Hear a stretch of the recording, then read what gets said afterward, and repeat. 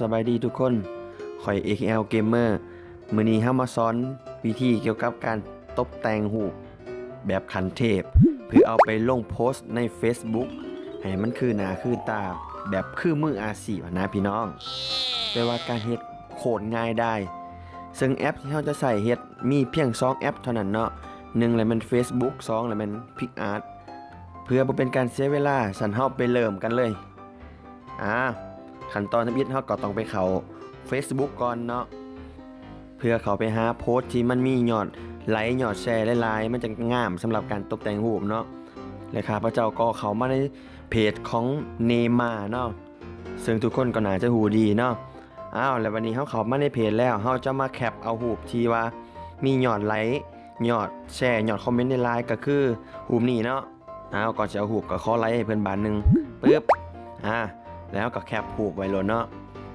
แคปประมาณนี้เด้อให้ประมาณนี้เอาประมาณนี้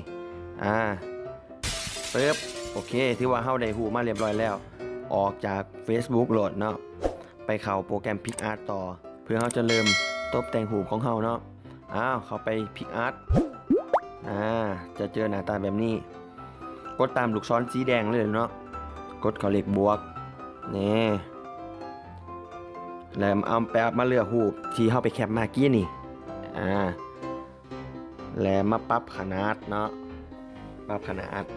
เฮ็ดตามลูกศรสีแดงบอกเลยเด้อนอกแล้วก็ครอปมันครอปนี่เอาเลือกขนาด3x4ได้พี่น้องมันจะงามแดเป็นขนาด3x4ประมาณนี้เนาะแล้วเฮาต้องเลื่อนให้มันอยู่ในระดับนี้เนาะระดับนี้เลยส่วนถึงบ่เกี่ยวเฮาต้องการเพียงแต่บอลคอมเมนต์บอลไลค์บอลแชร์นี่นะเนาะโอเคภายหลังที่เฮาได้เรียบร้อยแล้วเฮาก็มาเลื่อนหาวาดเนาะเอามาแต้มใหม่อีกทีนึงตามลูกศรเลยปึ๊บโอเคเข้ามาในบอลนี้แล้วเนาะเฮาจะมีเลเยอร์เข้ามานำบัดนี้เฮาจะใส่เลเยอร์โอเคเข้าเลเยอร์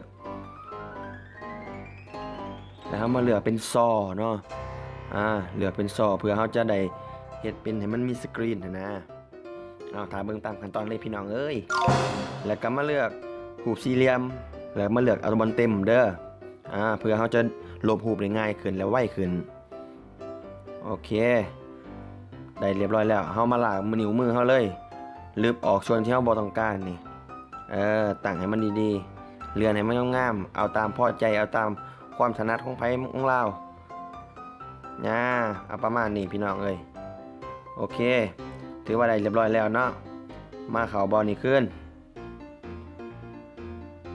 เดี๋ยวนี้เฮาสิรวมเลเยอร์เนาะเอารวมเลเยอร์การประสานงานนี่เอาตัวนี้เนาะโอเคได้เรียบร้อยแล้วเฮาไปเพิ่มรูปเลเยอร์นะครับมาอีกทีนึงเนาะเพิ่มเลเยอร์วางอีกอันนึงแล้วสลับบอลกันแล้วมาเลือกเอารูปภาพที่เฮาต้องการบัดนี้เด้อรูปภาพตัวนี้เป็นรูปภาพที่พี่น้องนั่นแหละได้ถ่ายมาเพื่อสิมาแต่งใส่หน้าเฟซตัวเองหั่นอันนี้ข้าพเจ้าก็เบลอรูปไว้เนาะบ่ให้มันเห็นเอารูปภาพที่เป็นของพวกเจ้าเองเนาะที่ว่าอยากแต่งนั่นเข้ามาเลยแต่ว่าภาพก็ต้องให้มันอยู่เป็นแบบภาพนั่งหรือว่าภาพใดก็ได้ที่ท่านคิดว่าสามารถแต่งเป็น 3D ได้เนาะแต่ข้าพเจ้าก็เลือกเป็นรูปนี้ขึ้นมาเนาะพี่น้องเนาะกูกับพี่น้องดุตายแต่คลิปนี้เลือกขนาด3x4เหมือนเดิม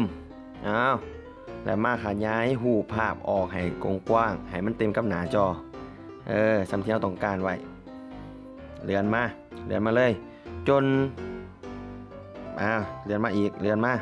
ขยายออกมาคำหน่อยให้มันบังค้าเนาะให้ป้ายบังค้าเด้อพี่น้องให้ป้ายตัวนี้มันบังค้าไว้เพื่อเอาจะเอาค้านั่นออกมา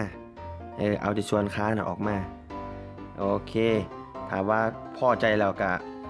มาขั้นตอนต่อไปเลยแล้วเราจะมา copy เนาะ copy รูปภาพตัวนี้เนาะกดเข้า copy คัดลอกเนาะไทยมันมาคัดลอกโอเคเราได้ภาพเรียบร้อยแล้วเรามาลบมันได้พี่น้องบัดนี้เรามาเอาปุ่มลบแล้วเรามาลบภาพส่วนที่เกินออกไปส่วนที่เราบ่ต้องการลบออกไปเลยให้จงเพียงแต่ขาเด้อพี่น้องจงเพียงแต่ขาอันนี้ก็เป็นบอลตั้งค่า ขนาดของยางลบเนาะอยากเอาหน่อยเอาใหญ่ก็แล้วแต่ผู้มักเลยแต่ข้าพเจ้าแนะนำให้เอาหน่อยๆไว้ก่อนเพื่อลบมันจังละเอียดโอเคลบมันได้พี่น้องเลยเราไปไว้เยอะ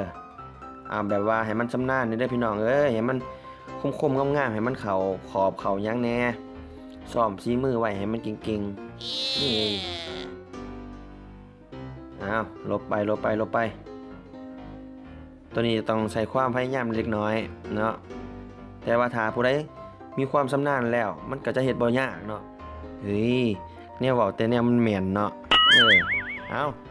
โอเคเนาะเฮาก็ได้ตบแต่งเรียบร้อยแล้วให้มันงามๆพี่น้องเอ้ยอันนี้เฮาก็จะได้หูภาพขาออกมาอยู่นอกแล้วและตอนนี้เฮาจะมาเฮ็ดให้มันเป็นเงาของเกิบเนาะให้มันคือแบบ 3D เอามาเอาบอลนี่เนาะเลือกเอาจุดนี้เยี่ยมเอาบางๆเอาจางๆเอาน้อยๆอย่าลืมเป็นกาบิ๊กเด้อพี่น้องบ่เป็นกายางลบบัดนี้มันเป็นกาบิ๊กโอเคขั้นเราต่างกันเรียบร้อยแล้วเฮาก็มาแต้มกันเลยซูมเข้าไปให้มันไก่ชุดเห็นว่ามันจะเป็นเงาสีดำนี่ขึ้นมาตัวนี้แหละมันจะเฮ็ดให้เป็นภาพ3มิติมาเลือดมาหลากมาเกี่ยวไปก่อนพี่น้องเต็มไปก่อนเดี๋ยวลบน้ำลัง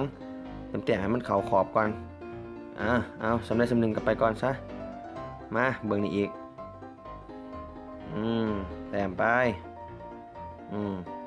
หลากไปดิหลากไปบักคำน้อยคลิปกูแห่งสิดนนี่แต้มไปห่วยโอเคเนาะที่ว่าเฮาก็ได้แต้มมาเรียบร้อยแล้วเฮาก็มาลบภาพขึ้นกับกดเข้าบอลยางลบนั่นคือเก่าเนาะแล้วมาลบภาพที่มันเกินออกไปเนาะตัวที่เฮาเฮ็ดเป็นเงานี่แหละเอาออกเล็กน้อยเด้ออย่าออกหลายออกน้อยนึงจักอยู่บ่หน่อยนึงนี่ไปเลยเห็นบ่เฮาก็ได้เป็นเงาของภาพเรียบร้อยแล้วนี่เห็นบ่ไปลบเบิ่งนี่อีก